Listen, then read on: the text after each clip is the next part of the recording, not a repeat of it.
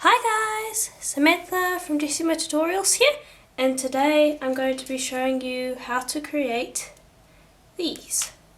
So let me just bring that over. So this is a fun technique that I've been playing around with. It really has a nice stone look, and so this is what I'm going to be showing you how to make today. So you can see that I've got a few pieces that I've done with it. I'm not sure if the camera is going to pick up on that as well as I'd like it to, but the technique looks really cool. I call it my frozen pebbles technique. So those are the variations that I have, so this is what we are going to be making today. So I'll just move these out the way, and I will bring over our white primer. And this was rolled out on the thickest setting of my pasta machine, and this is Primer White. And I'm going to be using Melanie Muir's texture stamp, and it is from her Ocean collection. So this is just one of the stamps that you get in that collection. You get a total of 3 stamps, a reverse of this one and another one. So this is the one that we're going to be wanting. You want the one where the pebbles are indented into the stamp. Now you don't have to use Melanie Muir's one. Almost any pebble stamp will work. You just want one with smallish pebbles, so I found that this one works the best. So I'm going to give it a light spray. Make sure it's all covered. Lay my white over the top. Give that a light spray to prevent it from sticking to my fingers. And then I'm just going to gently press it into the stamp, and you want to make sure that you press it in nicely. Now just something to note, I have conditioned this clay but not to the full extent. So usually you'd run your clay through until it stops cracking completely. This one I've run through until it's only slightly cracking. I don't want it to be fully conditioned because it creates a cool effect later on. So you can condition yours fully. I want it to be pliable, but hopefully you can see when I pull on it here, it's cracking slightly. So you want to just have that slight bit of resistance. Okay, lift that up and you can see what a nice pebble pattern that has given. And I'll just remove that out the way. And now you want to dry this area before you continue. And you also want this clay to be dry. So that's all done.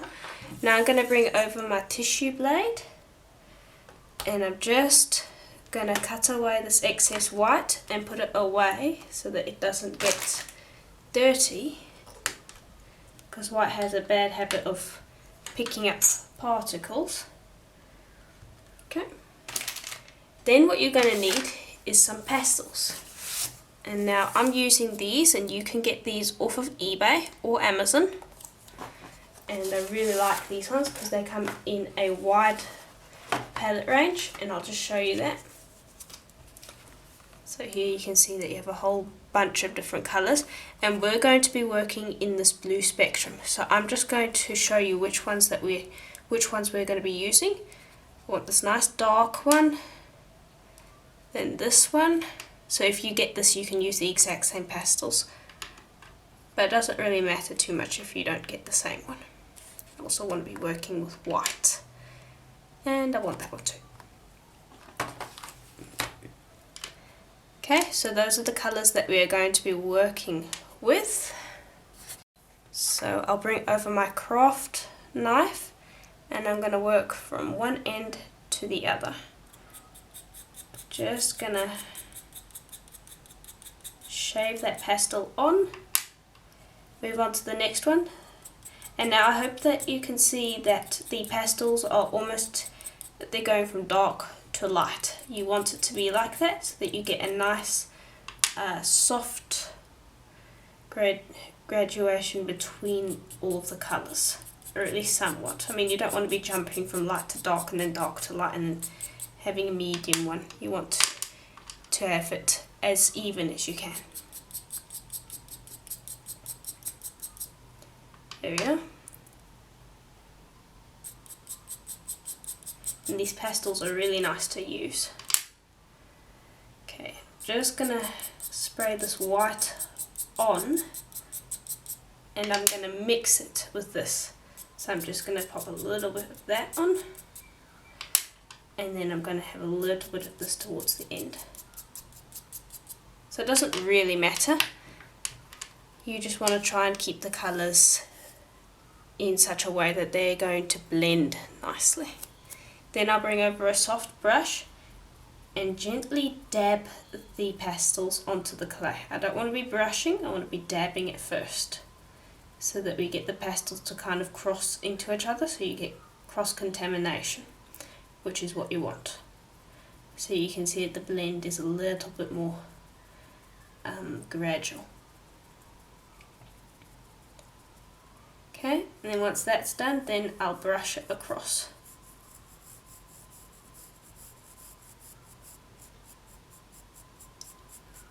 Okay, and you don't want lots of areas where the pastel's still sticking around. You want it to be, try to get it one colour. So I'll work in there to get rid of those patches.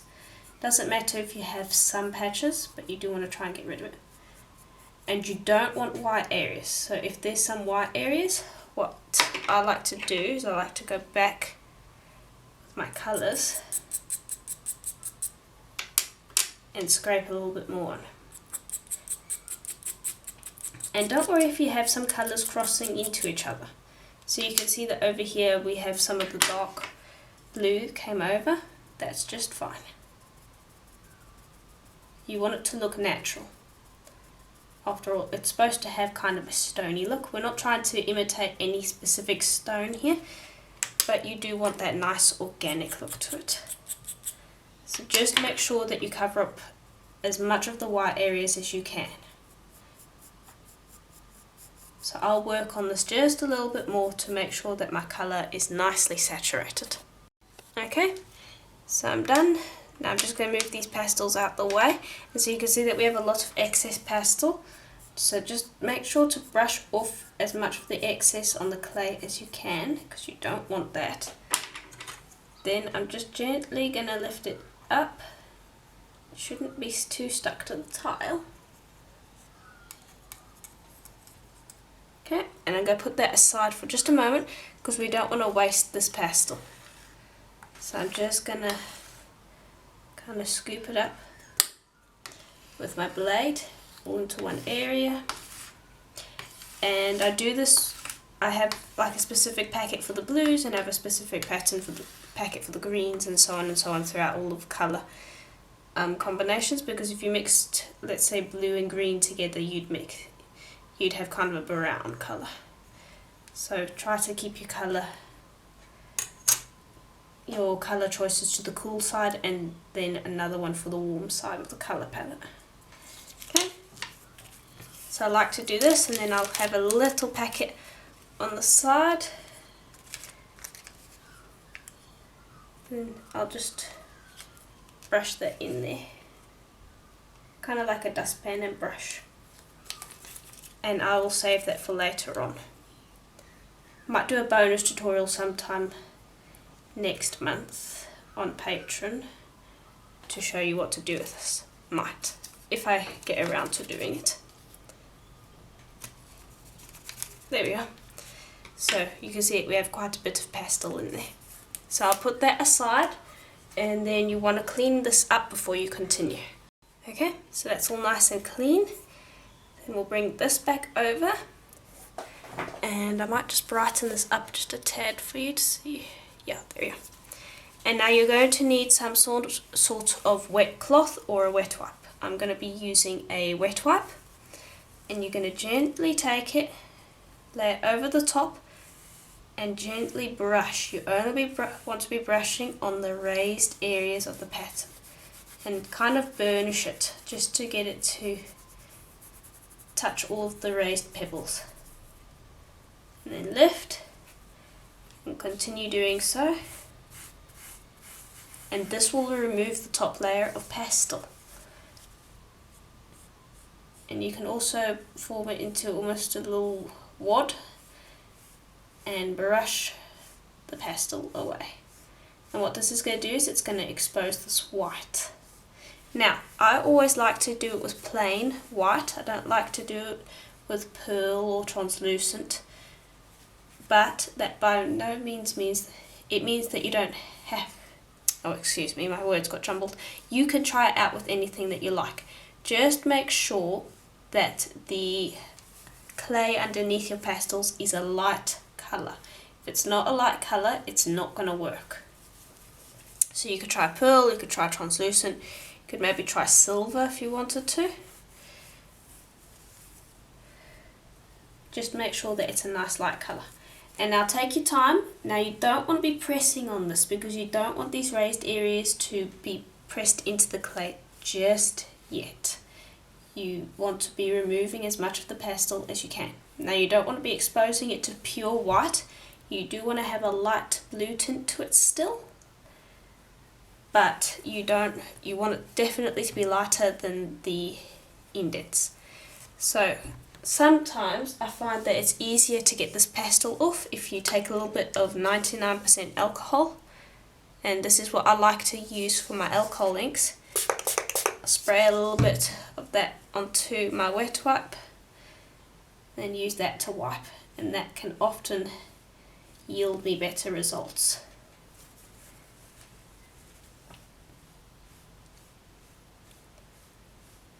And that works much better. Okay, and then I'll just gently rub across it to kind of get a little bit of that pastel back on top, because I don't want it to be a pure white colour, but I want as much of it to be removed as possible. There we are. So you can see that's striking already. Now I'm going to bring over my acrylic roller, and I'm going to be very careful now. And I'm gently going to roll these raised areas flat. And you'll be rolling in all directions because you don't want these to get too distorted. And now some of the pastel's going to come off and it's going to brush over these tops. So you can see that this part has gone a little bit more, has gone darker. That's fine, don't worry about it. Just roll it as flat as you can.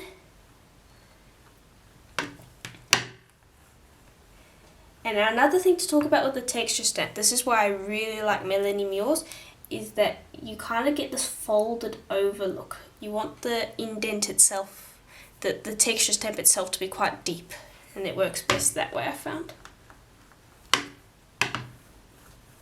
Okay, there we are, so that's pretty flat. Now we're going to bring over a piece of translucent Primo.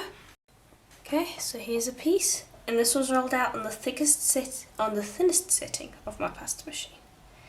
And what I'm going to do is I'm going to lay this over gently and start from one end and smooth, so that we don't catch any air bubbles, hopefully. Okay, and then I'm going to trim away as much of the excess as I can, and I'll put that back in my translucent pile.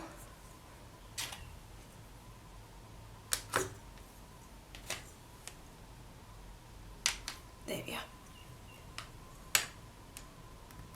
Okay, now I'm going to pick that up and I'm going to bring it over to the thickest setting on my pasta machine, and I'm going to roll it through. Okay, hasn't done much. I'm going to take it down. Now my thickest setting was the 7th setting. I'm taking it down to my 5th setting and rolling it through. And that one stretched it just a tad. And I went from this end to this end. Now I'm flipping it, going from this end to this end. And I'm going down to my 4th setting. There we are. Now I'm going to flip it again. I'm going to take it through from this end to this end on my 3rd thinnest setting. Okay. And that's as far as I'm going to go.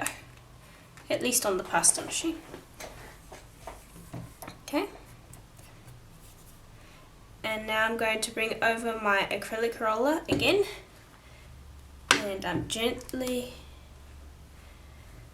gonna roll just to thin it out just a little bit, but I like to do this bit without the pasta machine because the pasta machine can ripple on its thinner settings and I don't really want this rippling right now. There we are. So it looks really nice at the moment. Bring this up so that you can see fully. There we are. And I'm just going to brighten this up just a tad. There we are. So it has a really lovely look to it. So you can try it with different colour pastels if you wanted. My favourite are the blue, because blue is my favourite colour. But you can try it with any colour palette you want. I just think that the blue suits the technique the best. So, that's the first bit. Now we are going to start making the beads. Okay, so the next step is going to be to just put this aside and we are going to work on the backing because we want the backing to look really nice as well. So I've got some pearl white clay over here. And this was run on the thickest setting and I'm going to fold it in half just like that and just get these ends all nicely pieced together. Going to fold it in half again so that it now forms a nice thick slab.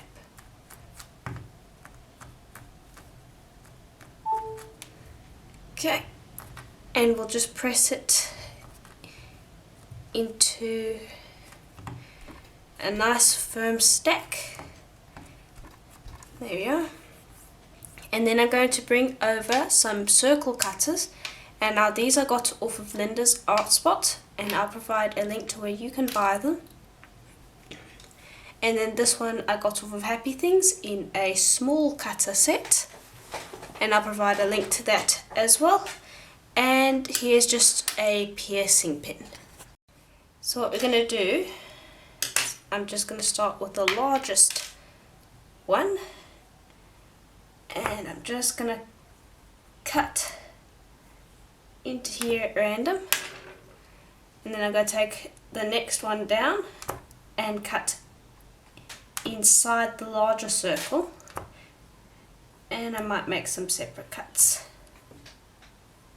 And this is what we're going to do to form a lovely looking Micr Shift. Okay, and so I'll just carry on doing this basically until I've used up all my cutters, and I like to skip the next one and then go down to the next smallest size.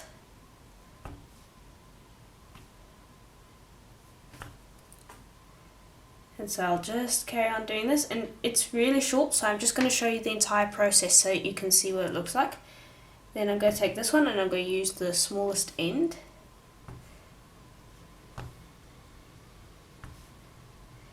And I'll just do that. And then any open areas that there might be, I will go and press this into them. And I might go back because these ones I didn't make as deep as I'd like them to be. You want them to go down through almost the entire stack.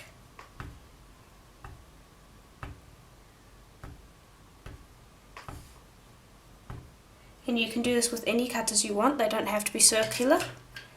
Then I'm going to take my piercing pin and I'm going to go into the areas that I couldn't put the others, and I'm going to go inside each of these little circles.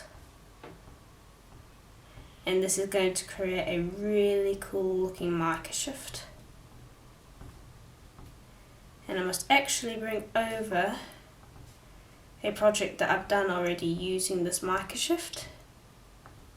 I'll show that to you in just a little while as soon as I'm finished here. Okay, just list 2 over there. Okay, so then what you want to do is you want to just piece these all together.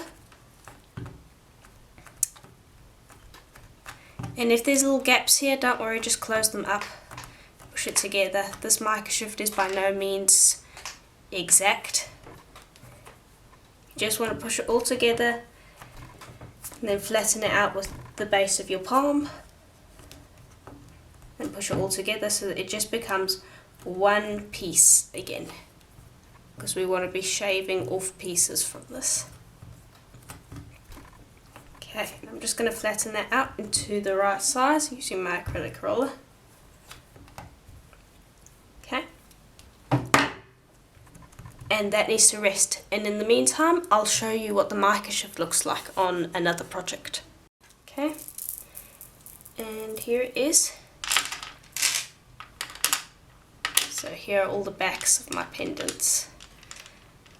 So you can see that I have this really nice Micr Shift on the back.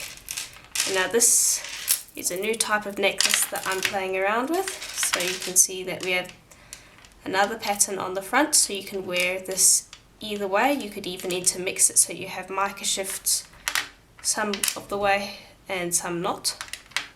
So I'll be showing this in a future tutorial sometime. And you basically wear it like that. So that goes around your neck and that hangs down.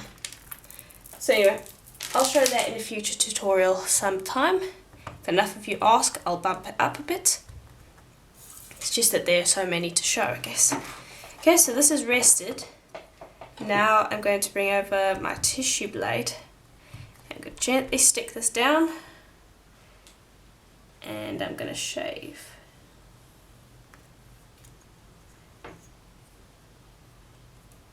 Okay, and actually I want to get my flexible blade. The flexible blade does it better. Okay, here we go. So this should, there, that works much better. Now I'm being careful here not to cut myself. Okay, so this side of the Micr Shift is going to look terrible. Flip it over, you've got a completely different story. So before you worry that your Micr Shift isn't right, if we shaved it from this end, this would be what we'd get on the bottom stack, but I like to shave it this way round. So I like to shave it, so we press the cutters in from this side. So this side the cutters were pressing in this way. So the Micr Shift is going to face this way, or in, so if you press the cutters in, the Micr Shift's going to be on the bottom side of whatever you slice. So if you flip this around and you were to shave it, the Micr Shift would show up. But if you shave it from this way around, you're going to have to flip your sheet over like I did over here to expose the Micr Shift. I do hope I explained myself right there.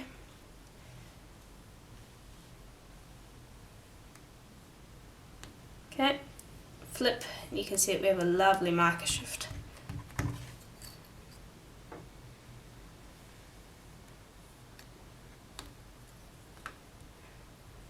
Okay, and I'm just going to get as many pieces as I can out of this, and I'm being careful not to cut myself, don't worry, I'm being very careful when it comes to that.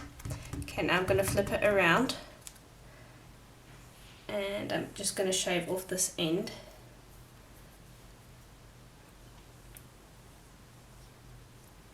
To expose the last little bit, because the cutters haven't penetrated all the way through the sheet.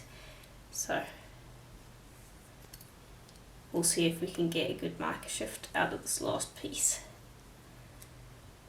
Not really. So I'll just take that and pop that back in my pearl white piece. Now this one is a little thick for my liking, so I'm going to shave off another piece. There we go. So that's all we're going to need. And so we're going to take these and we're just going to pop them together.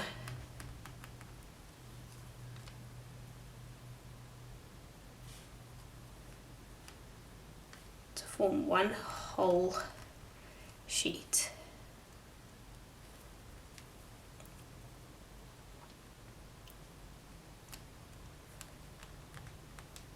And now if you mess this up, you can always just bundle it back up together, because this is one colour of clay, so you don't have to worry about messing up, because, well, you can always just bundle it back up and give it another try, which is what I like about using Micr Shifts for the back, because there's no risk involved.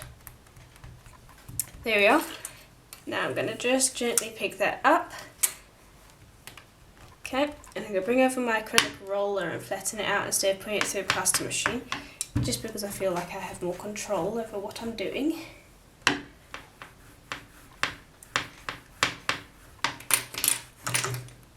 Move those out the way. There we are. So that's reduced nice and evenly, and that is going to be our back. Now this isn't thick enough to be our backing on its own because we want to dome our beads, so this is just going to be our backing, and now we need something in the middle. So I'm going to bring over some more pearl white clay, and this was run through on the thickest setting of my pasta machine. And so what I'm going to do is just going to place that down and bring over our piece of pastel clay. Lay that on top very carefully and smooth out air bubbles.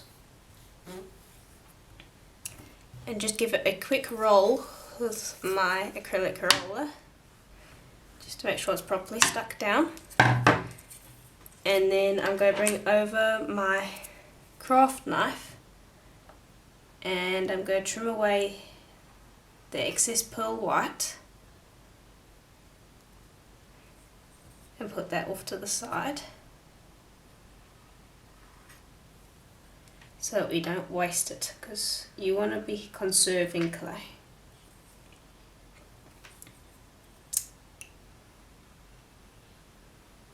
Okay, here we are.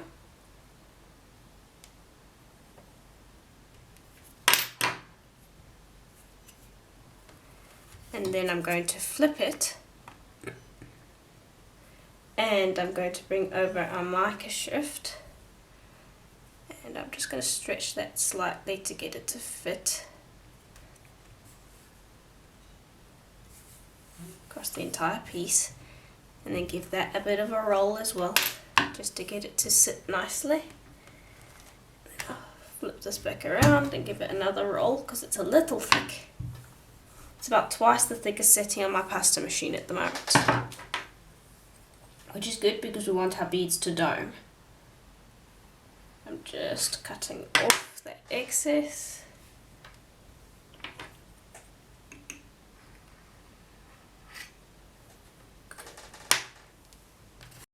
Okay, so now I'm going to bring over a plastic bag and I'm going to place that over the top, and I'm going to gently smooth because I don't want to trap any air bubbles. There we are, and this is what we're going to use to dome our beads. And now I'm going to bring over some cutters, and I'll provide templates as well, but it's best if you can use cutters. So here are the cutters, and what I'm going to do is I'm going to start from one end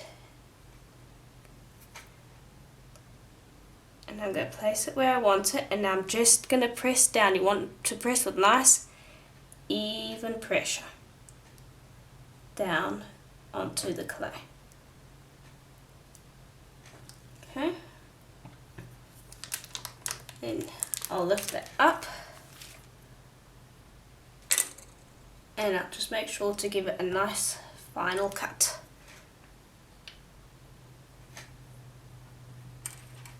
And I bring over my blade to just gently lift this up out of the way and put that to the side. And now what I'm going to do before I pick it up, because it's nicely stuck to the tile at the moment, is I'm just going to gently smooth this with my blade and with my fingers just to bring it into the right shape, because this end's a little bit stumpy. So I'll butt that up just a tad.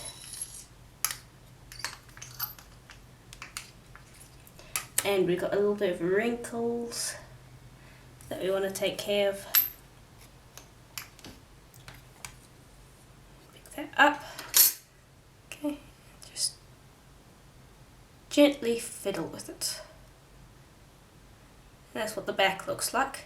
And now we can't really be doing any smears along the side here because it just won't work too well. So I want to tidy it up as much as I can before I put it in the oven. Okay, so before I smooth away fingerprints, I want to let this rest because it's quite hot at the moment.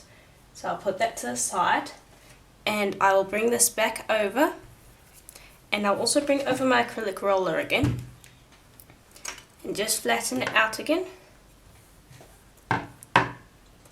Then I'll bring over the plastic bag again, smooth that on.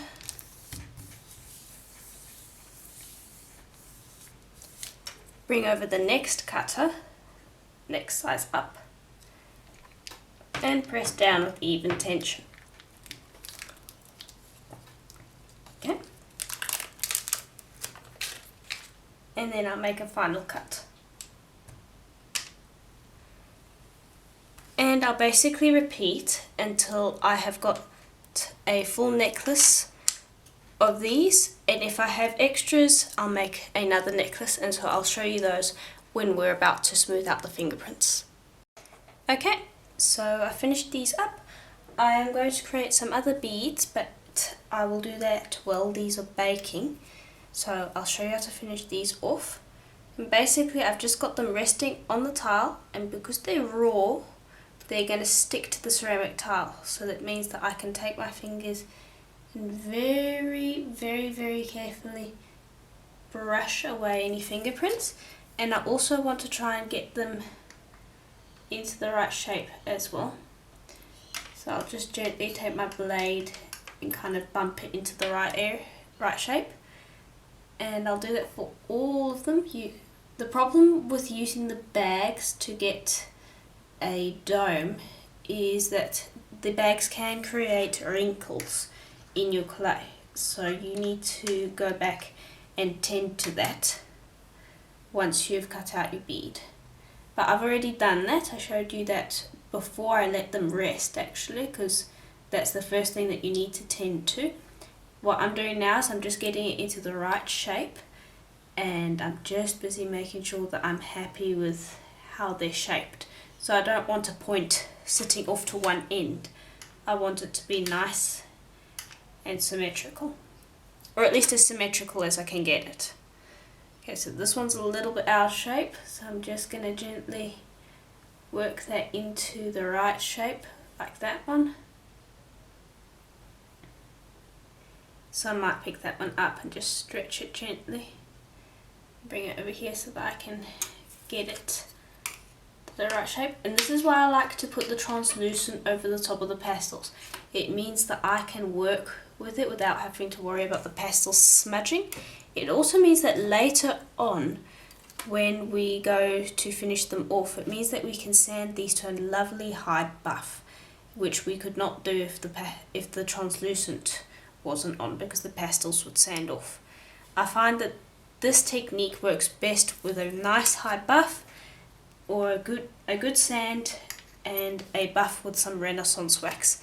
I find that putting a really shiny finish on it doesn't work so well. So there we are. Quite happy with those.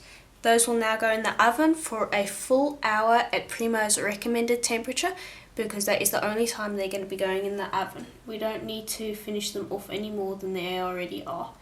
And then I'll show you what they look like once they're out the oven, and we can start finishing them off. Okay, and so here they are now that they are out of the oven. They have cooled so that I can touch them without getting burned. So you can see that they have a matte finish at the moment, and their backs need to be sanded and their fronts need to be sanded, and same with their sides. But basically they're finished as far as the baking process goes. We are now going to go into the sanding process. So I just want to point something out. When I cut them out of the sheet, I started from the dark side and went all the way up to the light side. So I hope you can see that it has a nice gradual colour change, which adds some interest. So I'm going to start with a larger pendant, since that's always the easiest to sand. And I'll bring over my polishing papers, and I'm going to start with a nice wad of 400s. I like to keep my old ones, because then I rest my newest one on top of them, and it just makes my sanding situation easier. And I'm just going to start with a 400, and I can go all the way up to an 8000 with these polishing papers. And now because we smoothed out the fingerprints, we don't need a really rough sandpaper, so I don't like to wet sand these with wet dry sandpaper, because I don't need to get off that much material. I only need to change it from a matte finish to a gloss. So there's not really any material that I need to get off. If you need to get off a bunch of material, then start with wet dry sandpaper and move on to the polishing papers. The polishing papers are really just there to get it from a matte finish all the way up to a gloss finish. So you want to spend some time on your sanding process, because this is what's going to make or break your pendant. If you don't sand properly, it's not going to look good because there's no resin to cover up any flaws. So just make sure that you do this correctly. Give the sides a good sand, give the back a good sand, and just spend a bit of time making sure that they're as good as you can possibly get them. And I'll come back and show you what they look like once they are finished sanding. Okay, so here they are now that we have sanded them. And you can see sanding them up to that grit has really given them a nice sheen to them. But we want to give that an even shinier shine. So I'm going to bring over some Renaissance wax. And I'll open it up. And I'm going to bring over an old polishing cloth, my finest one. And I'll just dab on a little bit of Renaissance wax. Oops, and I'll just move these out the way.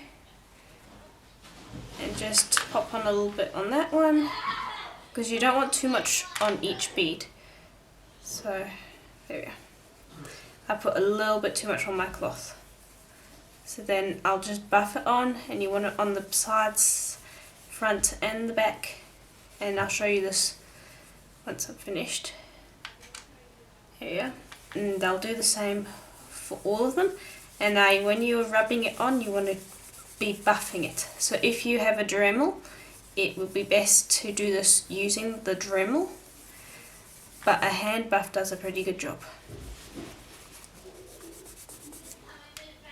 And so I'll just carry on doing this with all of the beads, and I'll show you what they look like when they're done. Okay, so I'm finished with these. So you can see that they look really nice now at the moment. They're all nice and shiny and ready to go. I've also done a few other beads, and so I'll bring those over for you to see. I've done these ones, and they've got a cute little teardrop look to them, like that. And then I've also done a larger one in kind of a cabochon sort of form that I really like. And here's the back. So those are the ones that I've done. So I just wanted to show you what those look like. Now we are going to drill these ones. So I'm going to bring over the largest one. And now the thing is, we need to figure out if we want to string them this way up. So we have the string going through this way, or if we want to string them this way up, where the string is going this way. And I'm thinking I'm going to want to do it this way. Now the trick is that this is a fairly long way to drill. So we'll start with the drill. You got to be careful.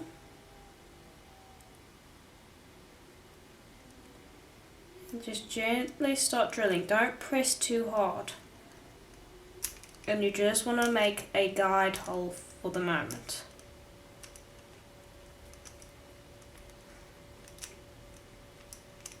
Okay, so that's created a guide hole for us. Now we are going to go onto the other side, line up where that is, and we're going to make another hole on the other side, and this will help us when we're drilling. So this is a push drill, and it can be used in two ways. You can use it so that it turns the drill for you, or you can grip it on the end and manually drill it. And at the moment I want to be manually drilling it because it gives me more control, and then I might switch to the push, the automated function once I'm happy with it. But I think I'm probably just going to stick to just doing it by hand because I feel more comfortable that way. This bead isn't the easiest to drill. So you just want to go from one side to the other, drilling through, trying to keep it straight. And you want to try and have your holes meet up. We should break through. There we go. So there we are, got the holes to meet up. And now the thing is, because you went in, you made a hole here and you made a hole here before the holes met up. Doesn't matter if your drill kind of went that way in the bead, you're not going to see that. It's going to look straight once you've got the two to meet up. So it doesn't matter if you accidentally go wonky, because that is a real possibility. And so you want to just be careful of that. And I find that this is the best way to avoid oopsies like that. So I'll drill the rest of these like that, and I'll drill the other sets that I made, and then we can move on to the stringing. Okay, so I finished drilling all of these, so I'm going to put those to the side, as these are the ones that we're going to be stringing. And I'm going to bring over a piece of black Acuflex. Okay, and here it is. And I'm going to bring over one Charlotte crimp and a crimp and a jump ring. So I'm going to first string on the Charlotte crimp. If I could get this through the hole. There we go. Grab the crimp. Keep that just, give it a little bit of a tail. Squish it closed, bring the Charlotte crimp back up and gently press that close with my fingers, and then I bring over my pliers again and close that up properly. Then I'll grab my jump ring and bring over another plier, open that up and put these pliers down. Place that on, bring over a piece of the clasp, thread that on as well, and bring this over and close up. And that's the first part. Now I'm going to bring over some white 4mm white howlite rounds, and I'm just going to string one on and then one of my beads. And now sometimes, depending on how large your hole is, you might need to go back with your drill and just open that hole up a little bit more, because your thread might have a little bit of trouble getting through. There we go, so that's pretty much easier now. And so you need to, if you're having trouble with your holes, don't panic. You might just need to go back through with your drill and make sure that it is clear. So you just carry on doing that pattern all the way up. Okay, so just like that. Now you're just going to repeat the exact same thing that you did at the start. You want to have a Charlotte crimp, a crimp, squeeze that flat, bring that up and encase the crimp, bring over your jump ring and open it up,